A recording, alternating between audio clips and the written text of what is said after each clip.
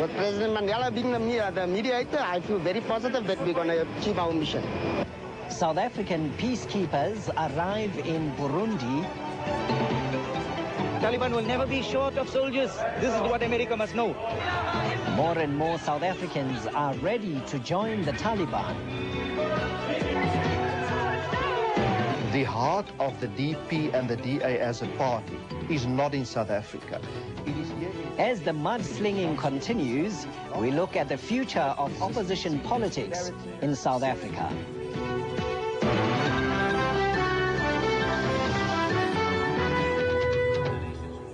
Good evening and thank you for joining us here on NewsHour on SABC 3. My name is Vuyo Mbuli. Now, before we go on to our first story tonight, here's Robert Marawa with the sports headlines. Rob, good evening. Thanks very much. Good evening, Vuyo. In sports news today, Retief Goosen becomes the first South African in 26 years to win the European Order of Merit.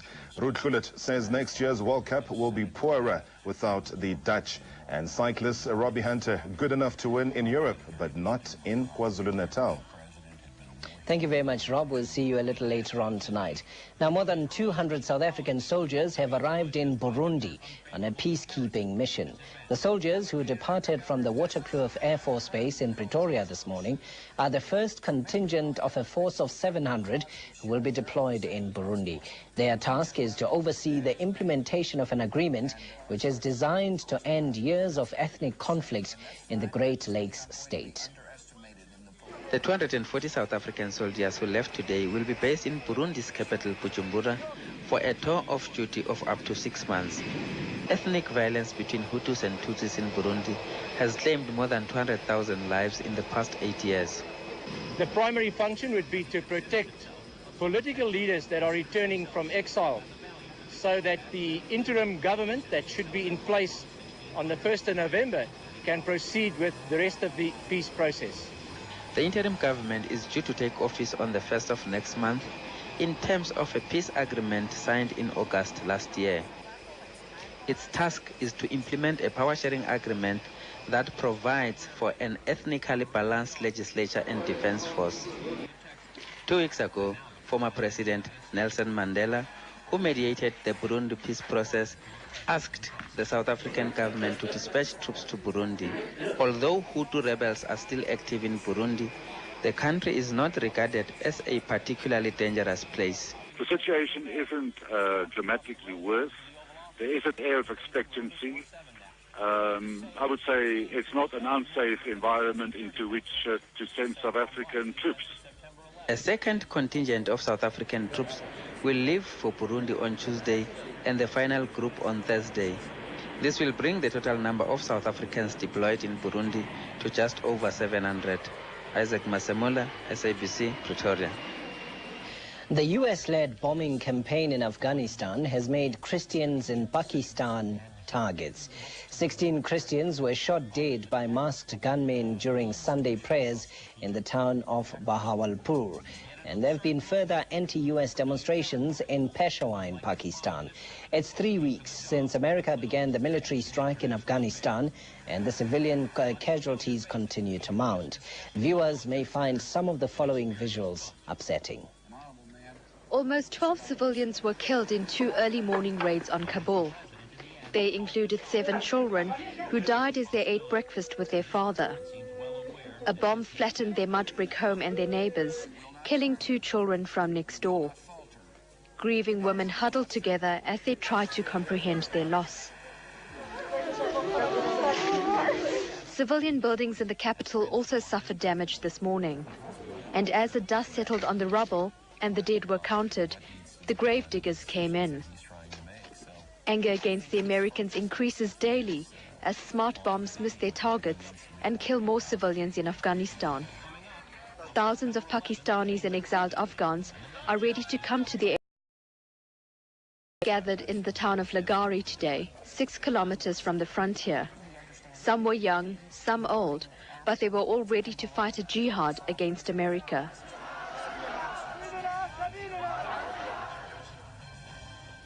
Since the 11th of September attacks on the U.S. landmarks in New York and Washington, fingers have been pointed at a radical fringe of Muslims as the perpetrators of acts of terror. Islamic institutions across the world have stressed that their religion rejects terrorism. In South Africa, a coalition of Muslim organizations have backed that stand.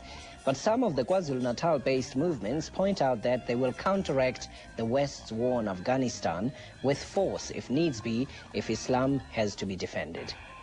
Kwadakuza to Kabul is some 8,000 kilometers apart. The two towns are even more distant socially and culturally. But for some locals, the land is close to their hearts. I think I would go on the side of the Taliban because I believe that they are practicing the Sharia law and they are the only practicing Islamic country today.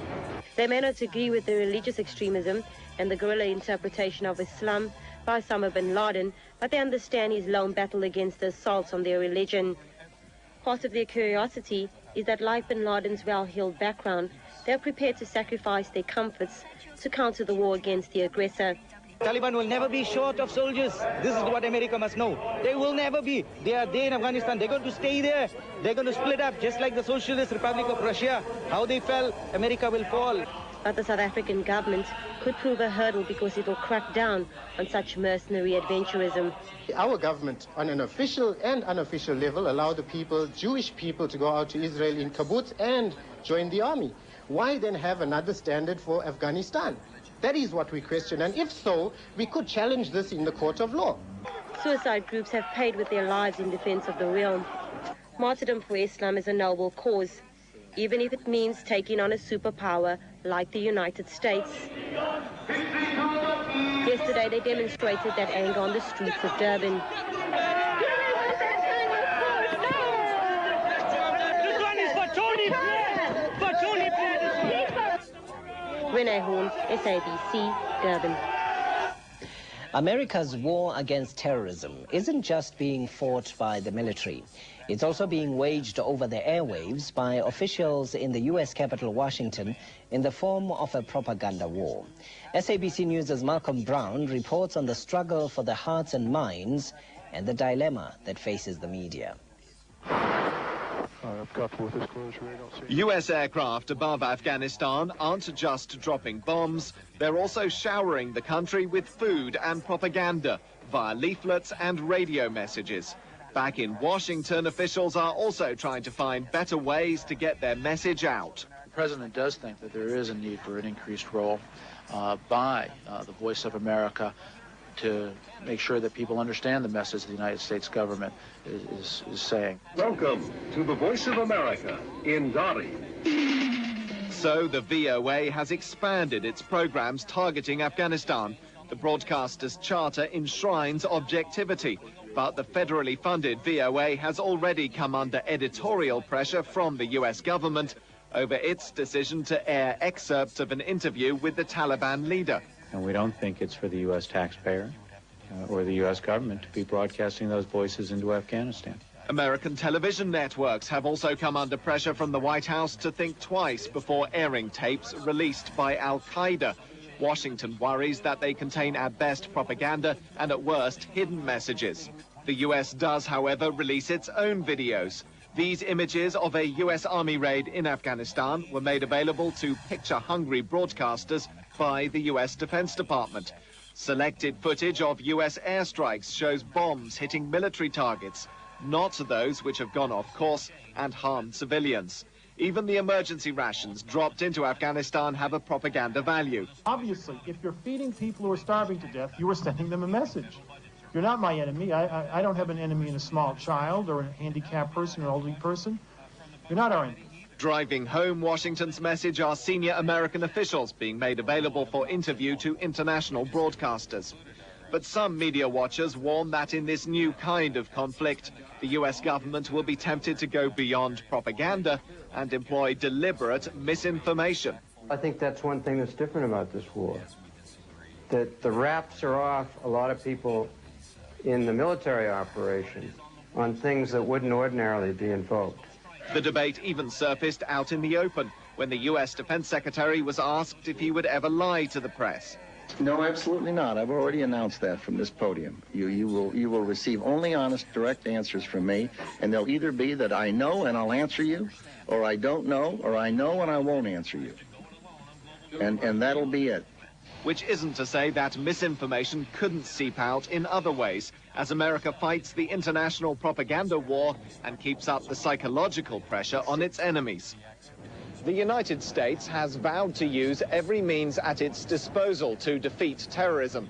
Given that information is a valuable tool of war, journalists and ultimately the public might be well advised to examine every official pronouncement with special care. Malcolm Brown for SABC, Washington. When NewsHour continues tonight, while government still refuses to give ordinary South Africans antiretroviral drugs, AIDS orphans continue to grow at an appalling rate. Stay tuned. This is NewsHour on SABC 3.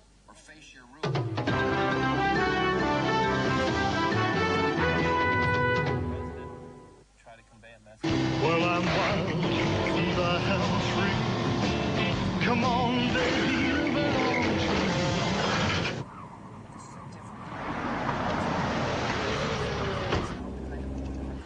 me. Belong to me.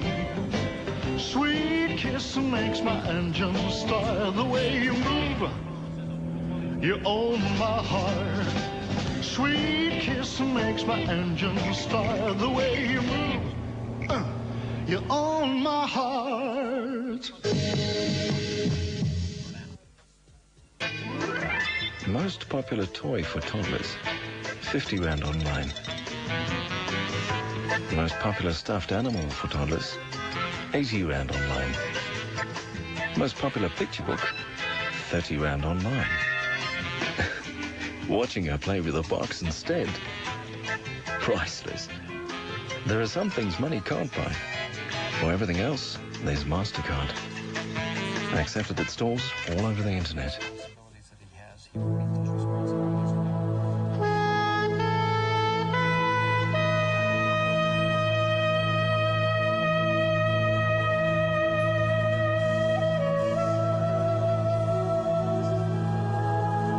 HDH Pure Water. Now also available in HDH Lifestyle Liquid and HDH IQ Floater for monthly convenience.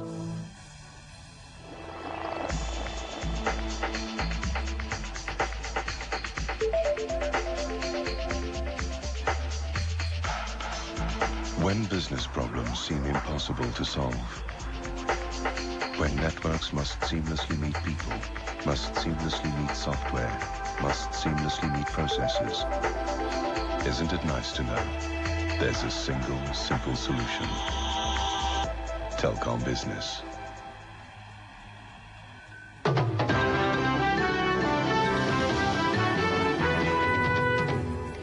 The youngest son of philanthropist and business magnate Dr. Anton Rupert died in a car accident earlier today. 49-year-old Antoni Rupert was traveling alone when he apparently lost control of his vehicle in stormy weather in the Franschhoek Valley. Antoni was the owner of the Lomarer and Fredericksburg wine farms. He was well known in the international wine industry and was a partner of the Rothschild family of France. Antoni leaves behind his parents, Anton and Huberta, his brother Johan, and his sister Hanneli. A memorial service will be held on Tuesday at 3 p.m. at the Dutch Reformed Church in Simondium. ANC Western Cape leader Ibrahim Rasool says the ANC is moving cautiously with regards to growing speculation of a possible alliance with the new National Party. This after the NNP's withdrawal from the Democratic Alliance. Rasool said the ANC was considering various options on how to deal with the breakup. Meanwhile, the embattled Democratic Alliance and NNP leaders are still at each other's throats, fighting for the upper hand through the media. NNP leader Martinus van Schalkwyk hit the ball into the ANC's court on the SABC's Newsmaker program today. Van Schalkwyk said it was up to the ruling party to pursue cooperative governance through a joint working committee. He also made two confessions. His party's withdrawal from the government of national unity 5 years ago had been a huge mistake, and its short relationship with the DP had gone horribly wrong. The heart of the DP and the DA as a party is not in South Africa. It is here in body, but it is not here in soul. It is not a party of the new South Africa, and it would like to take, especially the white community, back to the old days of simply demonizing black South Africans, demonizing the ANC. DP leader Tony Leon in turn accused van Schalkwyk of stabbing the voters in the back.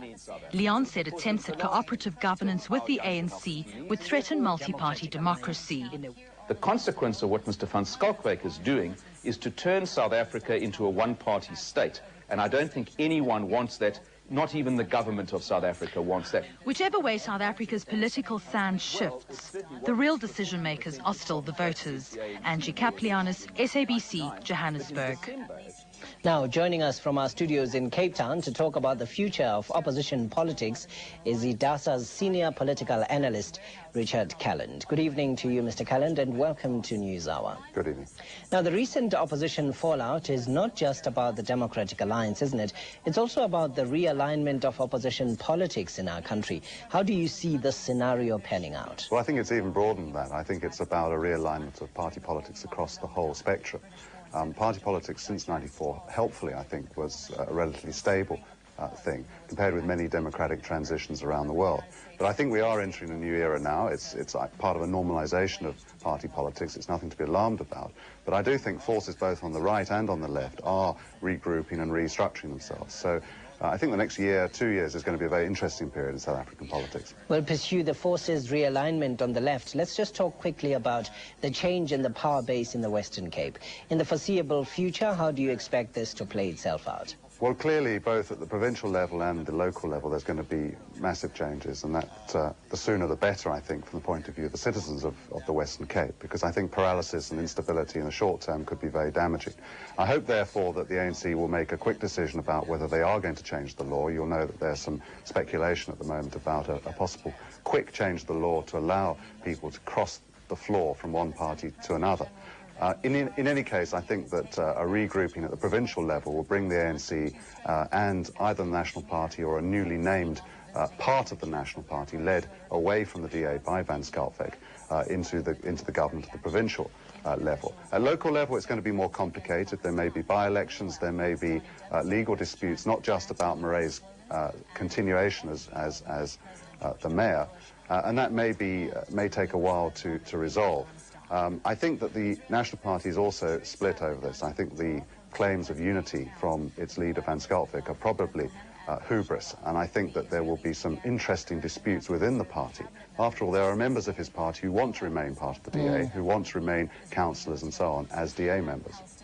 Let's talk a bit about the realignment on the left. What are you seeing happening on the left as well? Well, I think the most intriguing thing about these two sets of events is their relationship, and I think there will be people on the left of the ANC who could be forgiven for being a little surprised at the prospect of the ANC bending over backwards to accommodate a sort of bunch of vagrants from the DA led away by van Schalkwyk. I can understand the expediency and the desire to win power in the Western Cape. That's something that the ANC is desperate for in many respects. But I think, as I say, there'll be people on the left who, at the time when they are having major policy and perhaps ideological contests within the ANC alliance, would be surprised to see that sort of accommodation for the party that was, after all, the party of apartheid government for so long. Will the surprise be that enormous, though, when one considers that the ANC and the IFP are in government together and the dichotomy between the two parties was so huge before 1994? Yes, that was an earlier stage of realignment, but I think that once the disputes between leaders were put aside, they found they shared many things. It's clear that the DA lacks that common set of ideas or philosophies, and that's what's brought it down. A common enemy in politics clearly is not enough. You need more to bind you in a political marriage. What are we seeing, though? Are we seeing the abandonment of principle in favor of just pure political survival for political leaders? Is that what we are seeing here? I think there's an element of that, certainly for the new National Party. I think that they are clearly struggling to find a role for themselves. And I think that what van Schalkwyk says about wanting to believe in the new South Africa, about naming the party once again. They already renamed themselves the New National Party 2 or 3 years ago. I think shows that they're in a very tight spot. I think that in the end they will be consigned to oblivion, that whichever way it goes in the next year, Van Schalkwyk will be leading that remains, that carcass of a political party, into basically a dustbin of history. What prognosis do you have for the Democratic Alliance and perhaps the DP? Well, for the DP, two things. Firstly, of course, this is a blow to its vision of a united opposition. Secondly, it's a blow to its idea of building model alternative sites of government, because if I'm right in saying that the realignments will produce a different form of government in the Western Cape at provincial and local level, they will be out of government, and the DP will no longer be able to show to the electorate that it's capable of governing well.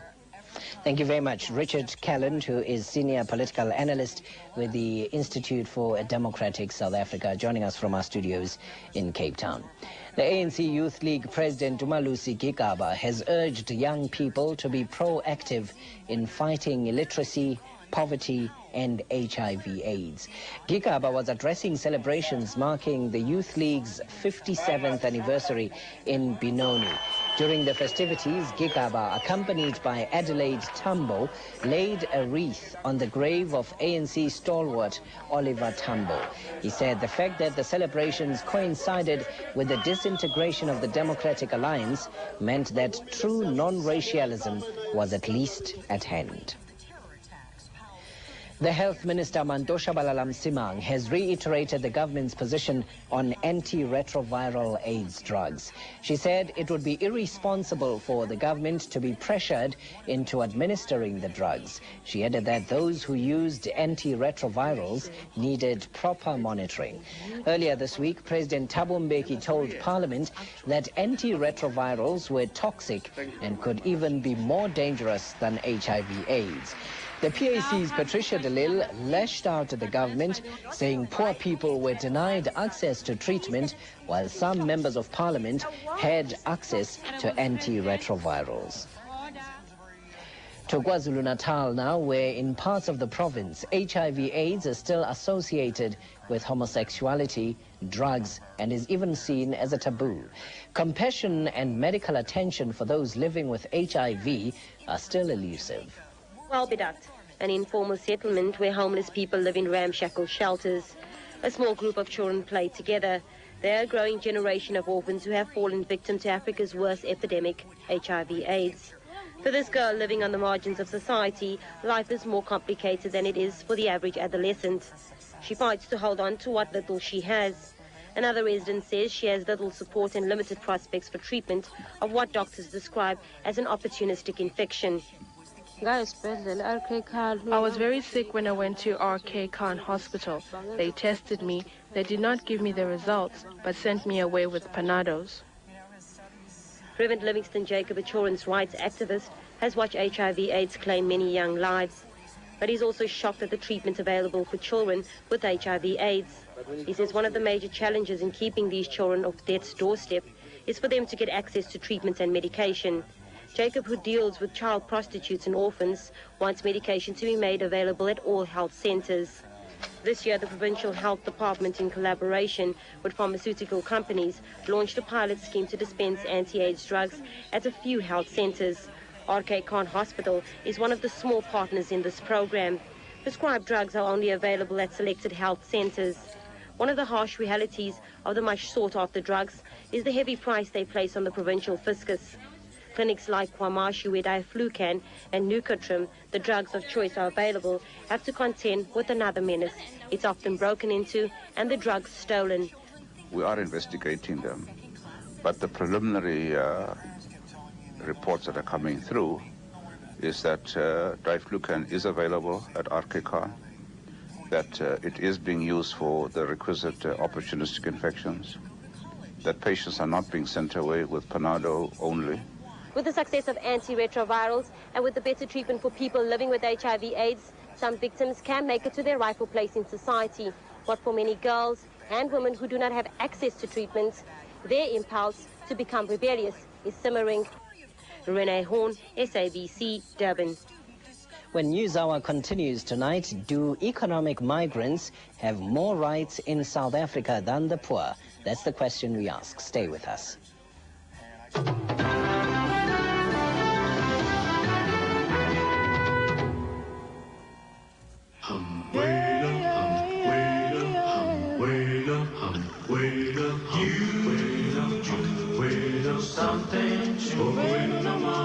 Something that simply mystifies me. Tell me, why should it be? You have the power to hypnotize me. Let me live beneath your spell. Do that voodoo that you do so well. 'Cause you do something to me that nobody else could do. That nobody else could do.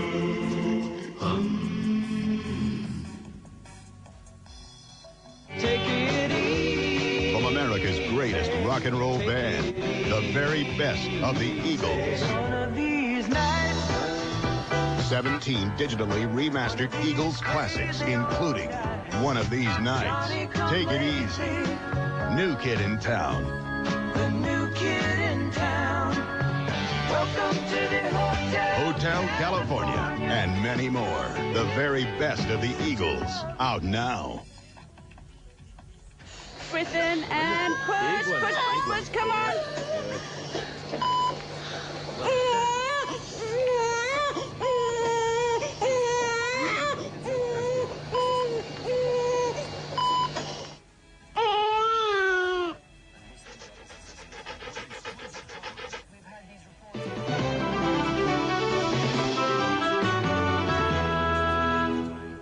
This is News Hour on SABC 3. Handing in tax returns has always caused headaches and concern for some people. The South African Revenue Service is trying to minimize this with a project that was launched in June to submit company returns electronically over the internet. The program forms part of the Receiver Siyaka project, which is aimed at addressing complaints by the public. Among the advantages are speedy processing and the elimination of mistakes that could lead to penalties. The receiver has appointed 5 companies to facilitate the process, but how safe is it?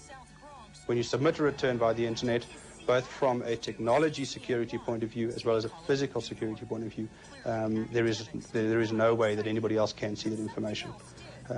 As an example, TaxBreak have got all of their security housed 2 floors below ground in a bunker-style environment, so there is no access at all.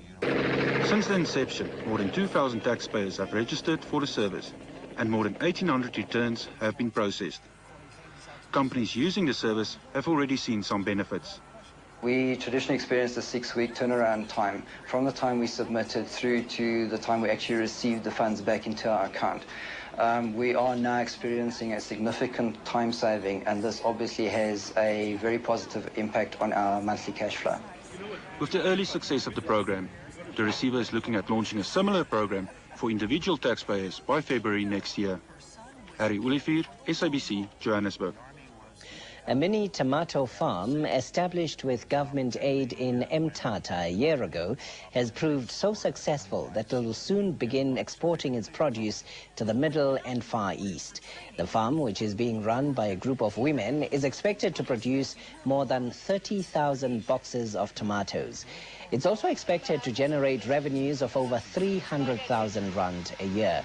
The tomatoes are grown in sawdust, and the farm boasts a computerized irrigation system.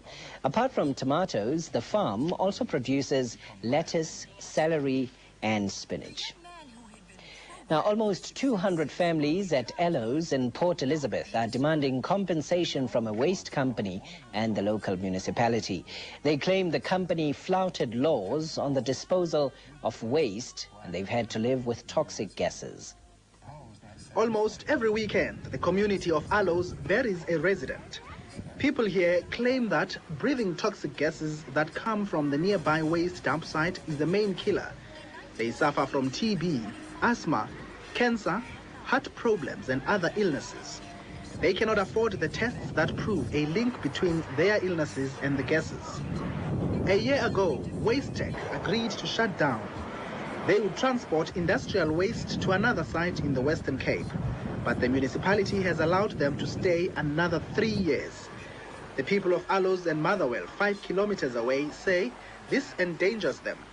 Wastec denies that their business is a health danger for the communities. If there were health issues, we would like to be alerted to them.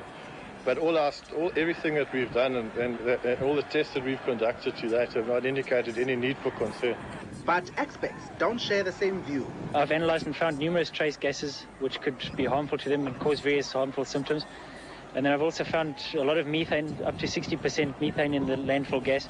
If that could get up, it could cause explosions within the houses and then kill people, or as well as asphyxiation because of the carbon dioxide being given off. It's been 10 years of struggle for the people of Aloes. All they want is a better, healthier life, but the future still remains hopeless. Luzuko Goti, SABC, Port Elizabeth. The former President Nelson Mandela was this week honored by the South African Federated Chamber of Commerce, SAFCOC, for his role in bringing economic stability to the country. Accepting the award, Mandela praised the private sector for bringing about much-needed infrastructure development in rural areas. Recently, he was in the Eastern Cape to open more schools built on donations by the private sector.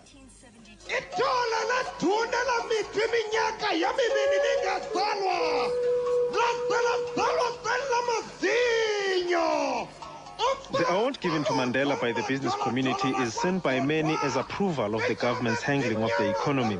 But reduced government spending has meant that the building of infrastructure has not met some basic needs of the rural poor. Through the Nelson Mandela Foundation, Mandela runs a program aimed at improving the lives of the poor. Business leaders have spent millions building schools, clinics and other community centers in far-flung rural areas. The Bill Venter Foundation is said to be among the most generous, having built 5 schools. Finnish cell phone manufacturer Nokia has built extra classrooms to reduce overcrowding at Nongeke School near Bizana. No business person, no matter from what background, has been found wanting when we approach them to participate. This is, to me, the clearest sign of business caring in practical ways for the poor and disadvantaged communities. Mandela also urged the South African business leaders to inject more direct investment into the economy. If you were to ask me how you could best honor me, my answer would be to urge you to rally patriotically around the economic needs of our country. Mandela's battle with cancer has hardly slowed him down. He still travels around the country, opening new schools and clinics, an activity that has kept him from retirement. Makosini Nkosi, SABC, Johannesburg. A church service was held at the troubled Zandspruit informal settlement west of Johannesburg today as the first step to bringing peace in the area after a week of attacks on Zimbabwean residents. The South African Council of Churches and the Human Rights Commission will begin reconciliation talks with Zandspruit residents this week. Prayers for peace in Zandspruit. But is this enough? The residents still want the Zimbabweans to go. We are being intimidated, but those foreigners who come from Zimbabwe. And now we find that the things that we do as the residents and the community, we should have to chase them out. It was neighbor against neighbor, friend against friend this week, as over 100 shacks are burnt and 600 Zimbabweans were left homeless. Bongi Somsetsu says she was good friends with a Zimbabwean family who lived next door. She doesn't know where they are now. They didn't do anything wrong, but the people who did something wrong, they are the ones who live there, down there in the squatter camp inside there. So they rob people, they used to rob people and rape. The trouble started in September after a woman was killed in the informal settlement. It's alleged a Zimbabwean is the killer. 6 weeks later, the forced evictions began, and those who lost their homes a week ago spent the night at the local police station before being moved to shelters. They say I'm a foreigner. I'm not a foreigner. My house is burnt. I've got nothing. My children, here is the children. To bring peace, the task ahead is an elusive goal. The fact that people came here in hundreds is a sign that if we sit down, people will start to talk. But in the end, it's the community who have to embark on the reconciliation process. Sandy McCowan, SABC, Johannesburg. Joining us now to discuss who's to blame for the explosive situation in Zandspruit is Human Rights Commissioner Zonke Majodina. Good evening to you, ma'am, and welcome to NewsHour tonight. Good evening for you.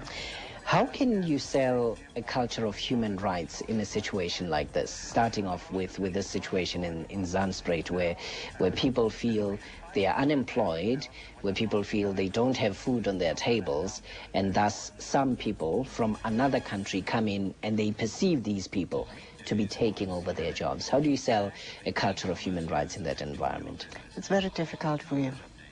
I think it will be very difficult for us to go in there and talk human rights as long as the situation is explosive as it is. As a matter of fact, I was there this afternoon, and during the church service, I tried to introduce the idea of human rights for all and the fact that the Zimbabweans have equal rights just as, any other South African. I was greeted by an uproar, and there was a lot of booing. Nobody wanted to hear about Zimbabweans having equal access to rights in this country. Why the tensions at the moment in Zandspruit? Your being there this afternoon must have given you an idea of what it is that has made people so unhappy as to burn down 100 shacks where people used to live.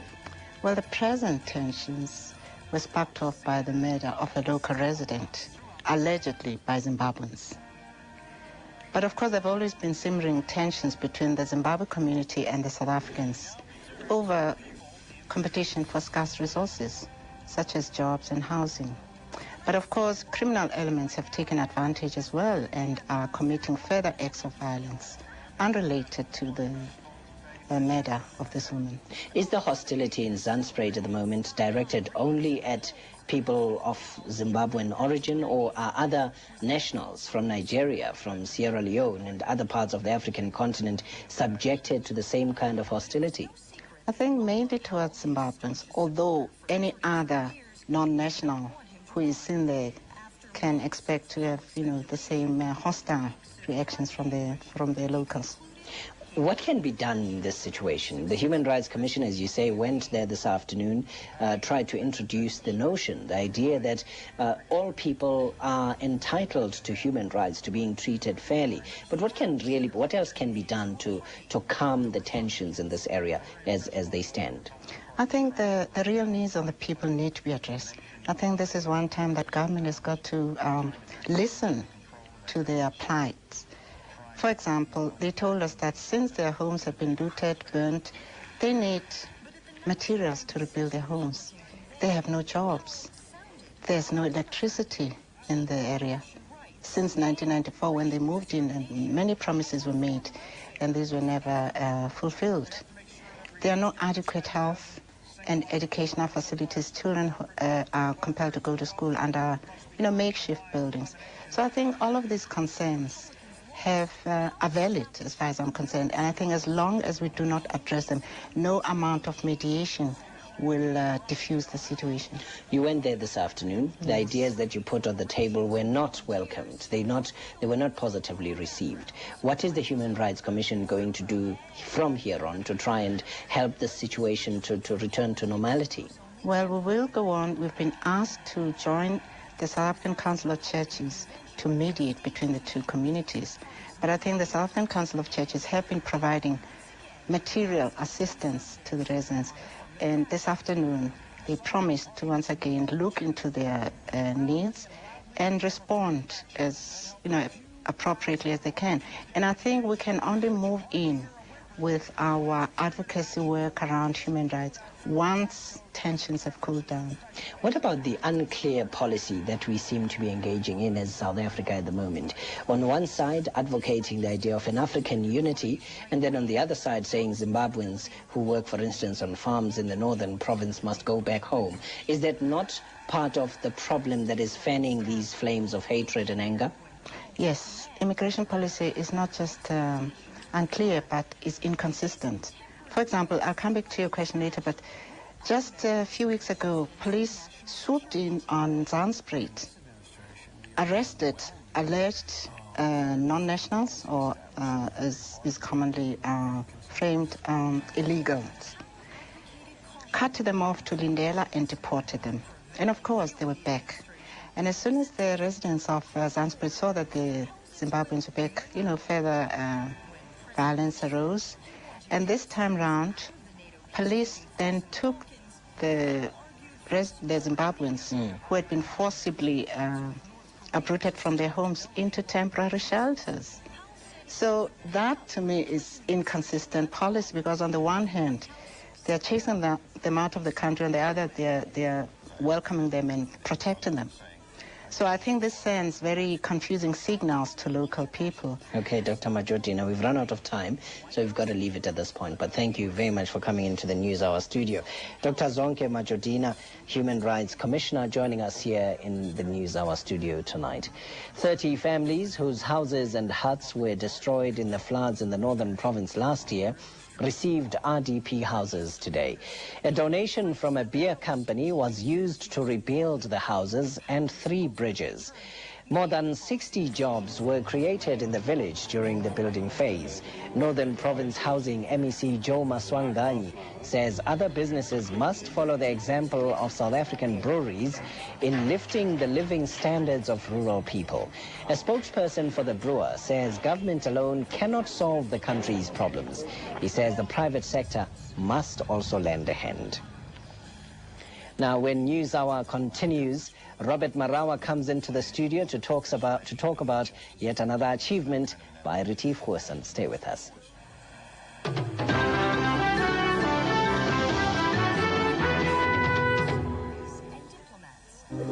Imagine a coating so durable, it's capable of protecting the most advanced technology. Introducing the Samsung Touch and Think range of microwave ovens, featuring superior innovations like ceramic enamel interiors made from the same substance that protects spacecraft, ensuring improved heat distribution, durability, and maximum vitamin C and F retention. This is the digital world of Samsung, and everyone's invited.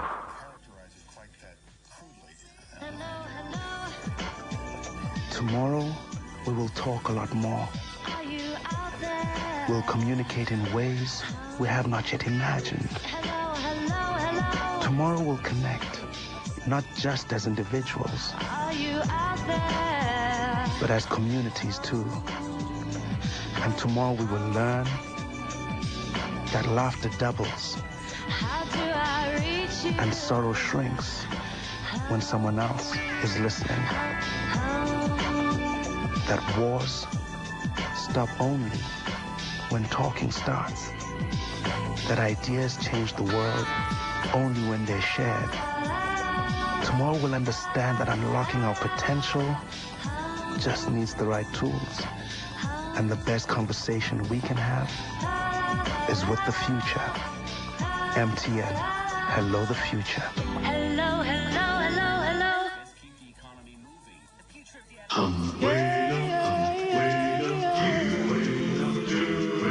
Something to me that nobody else could do.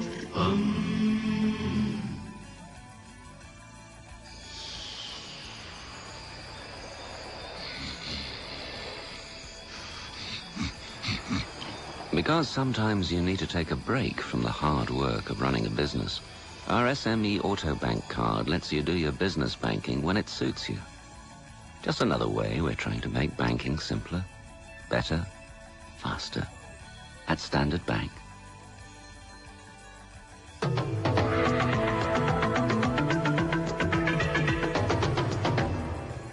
Good evening, welcome back in the sport tonight. Retief Goosen has become the first South African since Dale Hayes in 1975 to win the Order of Merit on the European PGA Tour.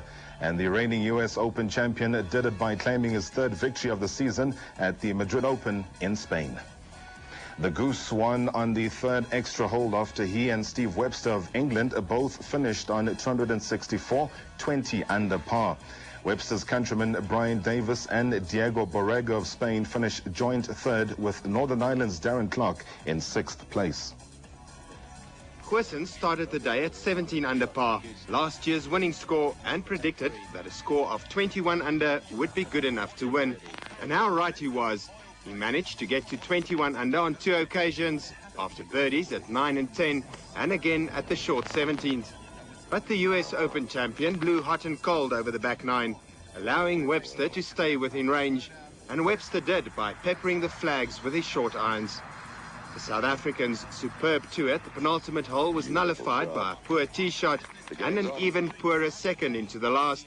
The result, a bogey 5 and a sudden death playoff. After pars on the first two extra holes, play moved to the 17th, hole which Goosen had a special relationship with. He again knocked it close, drained the putt for his third victory of the year and a cheque worth almost R2 million. And in doing so, Goosen, who will be defending his Nelson Mandela Challenge crown at Peakenwood late next month, dismissed suggestions that he's a one-tournament wonder. Anton Snyman, SABC. And this weekend, the cream of South Africa's disabled golfers put their skills to the test against top players from around the world in the South African Disabled Golf Open Championship. It also brought good news for one wheelchair-bound golfer. A special chair was presented to him at the tournament. South African-born professional golfer Anthony Neto, who plays off a 3 handicap, became disabled after a car accident 7 years ago. He was determined to continue playing his favorite sport. He now lives in Germany and coaches other disabled golfers. Neto has decided to donate a specially designed chair to South African golfer Steyn Humphries. You can get up very quickly, you can feel yourself stable, and which you need in swinging a golf club. At the same time, you don't damage the greens with the thicker tires. Until now, Steyn has been using a self-made chair. It uses a pump to get him in an upright position. And have fun. Have fun. Have fun. I'm going to have fun. That's much quicker than 40. Neto says although the chair is still very expensive, sponsorships could help to make it more affordable for disabled golfers. This is the second South African Disabled Open Championship, and organizers say they also hope to promote disabled golf in South Africa. We want to send a message to the public out there that people with physical disabilities, be it maybe that they were born with it or with an accident, that they can play golf. Anthony Neto and Steyn Humphries live out this message, showing courage and character after losing the use of their legs. Johan Abrams, SABC, Cape Town. And in soccer news, Sundowns have yet to register a win in the Premier League this season after playing to a goalless draw against Ajax of Cape Town in Pretoria this afternoon. Sundowns are still bottom of the log with 4 points from 5 matches. Morocco Swallows have reclaimed the top position in the league after beating Bushbucks by 3-1 at the Rand Stadium. The match between Free State Stars and Ria Stars in Bethlehem was cancelled because of a waterlogged pitch. Last night in Durban, Orlando Pirates went down 2-1 to second-placed Manning Rangers. Meanwhile, Jomo Cosmos will host Sundowns in the semi-final of the Coca-Cola Cup. Kaizer Chiefs will play the winner between Ajax and Santos. The two Cape sides will play their quarter-final match on Wednesday evening. Well, the World Cup finals to be played in Korea and Japan next year will be poorer without one of soccer's powerhouses, and that's Holland. This is according to former Dutch international Ruud Gullit, who was on a short visit to South Africa this week. Matlomola Morake caught up with him in Alexandra earlier this week and compiled this report. Gullit slipped into the country unnoticed because he has changed his trademark dreadlocks. During his football days, he was both player and coach, shooting to prominence when he was at AC Milan in Italy and playing in the Dutch national soccer team. He was also a coach at both Chelsea and Newcastle in the English Premier League. These children at the Skian Primary School in Alexandra may be too young to remember him, but he still showed them some of the skills that made him famous. Now he spends most of his time commentating on Dutch national soccer team games and hosting his own television program in Holland. 4 years ago, he received an order of merit from his hero Nelson Mandela, and now Gullit was back in the country to return the favor. He interviewed Madiba and handed him the European Footballer of the Year award the Dutchman won in the 1987-88 season. The fight against apartheid, and Nelson Mandela was there, was the symbol of that. And we in Holland, we can't understand what's really going on here. We only see it from, images from television. But you come here, you don't understand it. It's difficult. If you live in a democracy where you can say anything you want, you can do anything you want, Gullit says although he rates France highly, he believes Argentina will win the World Cup. But he's worried about the state of the Dutch national team, which failed to qualify for the World Cup finals in Korea and Japan next year. It is a disaster. I think we don't still understand what is going on, you know. But on the moment that the World Cup will start, I think then you will realize how bad it is not to be there. And especially with the players you have, I think it's a damn shame. During his visit, he handed out autographed soccer balls to the school and rugby jerseys to the Alexandra Schools Rugby Association, and the children sang their thanks. He showed everyone that even soccer players have rhythm. But as a footballer, will he ever return to coaching again? Never say never. On the moment I'm doing this, I'm enjoying what I'm doing. The funny thing was when I came in South Africa, nobody recognized me because I cut my hair. The advantage of that is that I can go anywhere I want now. I can just go on the street, looking around, without people always pointing, looking at you. So I wanted to get my life back. And in true African style, Gullit did not leave Alexandra empty-handed. He was given one of the artworks done by children at the school. The children at this school may not remember him as they were still young when he mesmerized his opponents. But to those who remember him, Ruud Gullit remains one of the greatest players to have ever played the game of football. Mahlomola Morake, SABC, at the Skian Primary School in Alexandra. And in rugby news, Springbok rugby coach Harry Viljoen must have breathed a sigh of relief when all the members of his touring team who played in yesterday's Bankfund Currie Cup final came through with not much more than bumps and bruises. No less than 14 members of the team to Europe and America played in the final at Newlands. Western Province, who beat the Sharks 29-24, had to overcome a 17-9 deficit at halftime to win the Currie Cup for the second successive year. Happiness is winning the Currie Cup in front of an ecstatic Newlands crowd. The celebrations continued in the province dressing room and long into the night. Corné Krieger's team showed a lot of character in the second half and fully deserved the victory. It was twice as nice as winning it in the Shark Tank. Since my appointment, what I wanted to see back in Western Province is the passion, which I experienced as a player. And I think it's back. Sharks coach Rudolf Stroili says it's been a good year despite losing in both the Super 12 and Currie Cup finals. With the spirit that we have, this team can still go a long way, and it is disappointing for us, but we'll be back, and well done to Western Province. The match also marked the final appearances of fly-off Bram van Straten and Hugo Charles-Marais in the Western Province jersey. Both will be playing in England next season. Van Straten once again showed what great loss he will be for South African rugby by scoring 24 of his team's 29 points. Hopefully I can come back to South Africa. I'm a born South African. I'll definitely come back and probably I can play here. The members of next month's Springbok tour played well, although the performance of two of the discards, Corné Krieger and Hendrik Gerber, must have given coach Harry Viljoen something to think about. Their dominance in the loose enabled Bob Skinster to cause havoc in the Sharks' defence. Province also held a slight advantage in the midfield battle, and up front Natels Olileroux held his own against Springbok strongman Kobus Versaghi. James Scholes, SABC, Cape Town. And the 90-kilometer Pick and Pay Amashova National Cycling Classic race between Pietermaritzburg and Durban was won by Malcolm Langer. Riding for the HSBC team, Langer completed the race ahead of European-based South African and this year's Tour de France participant, Robbie Hunter. More than 3,000 cyclists took part in the 90-kilometer race, which was competed along the Comrades Marathon route. Dangerous, slippery roads and very windy conditions made the track even more hazardous for the cyclists, some of whom notched up speeds of up to 140 kilometers an hour.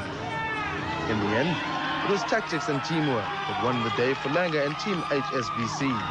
Tactically, we rode brilliantly. We set Nicholas to go away, which made Robert's chase, and I got a free ride on Robert's wheel. So I knew I wanted to come off his wheel in the last 50 meters because there was such a strong headwind. So yeah, it was nerve-wracking, but at the end of the day, it's my job to try and pull off the race and the sprint finish, and I'm just happy I did my job well today. Hunter became the first South African to take part in the Tour de France when he participated in this year's event. He bowed out in the mountains, but returned to win a stage in the Tour of Spain recently. When my condition is good, I am better than local riders because of the standard I race overseas. But yeah, look, all the time when you're riding against the local riders, teams of 9 riders, they're not weak riders. All the riders are really strong. Malcolm is a classy rider, they're really talented and really fast. But yeah, small disadvantage to myself today, but I mean, that's the way it worked out.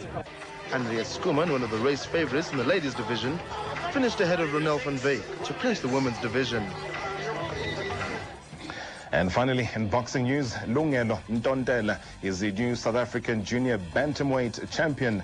Ntontela knocked out Mzi Dinsi in the second round to take the title. The fight took place in East London this afternoon, and let's have a look at the highlights. Kanti kuze kube manje uyahlasela uyagadla lapho ufana uLunga Tonta umpetha usenkingeni isiphakela sinamandla kakhulu esivela kuya uLunga Tonta walele phansi sinamandla kakhulu isiphakela shawa kuya uLunga Ntontela. Well, I don't know if Dempsey can beat this count. He's trying desperately. His legs are giving in. He's not going to make it. He's out. He is counted out in the second round, and we have a new South African junior bantamweight. Always good to have a new champion. Congratulations, Lungelo. That's it from the sports desk. Have yourselves a good night. And Lungelo is writing an exam tomorrow after winning the South African title. Good luck to you, men. Congratulations, as Rob says. That's News Hour for tonight here on SABC 3. We thank you very much for having joined us. Have a strong week. Bye-bye.